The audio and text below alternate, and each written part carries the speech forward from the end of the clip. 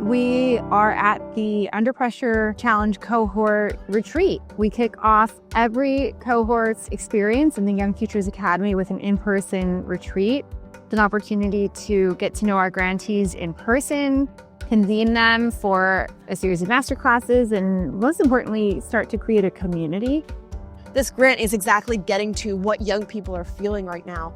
Young people are under pressure in our daily lives because of the technology that should be used to help us thrive. Instead, the devices and the apps on our phones are being a detriment to our mental health, to our socialization. We want a different digital future, and we're going to create the future that we want to see. This challenge really resonated with us because I think there's just a direct correlation with the lack of in-person interaction and pressure that teens are feeling.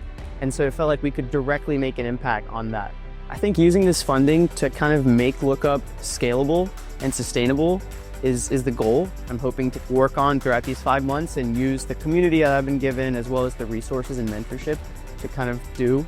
I'd say Under Pressure most grabbed me because it centered youth voice in the process. It was one of the few opportunities that understood they weren't someone to be consulted or get feedback from, but instead to have a real seat at the table, to be stakeholders who would help define the problems and the solutions. And I think the folks in the program get it, and not just those who run it, but also those who are now part of the cohort that we're lucky enough to be a part of. With the resources that Young Futures is providing us, I'll definitely be able to actually be amongst the youth and to go out there and tell people about Pause for Peace. And I think our youth are not just our future, they are today, and they are here to bring in this next experience in the world.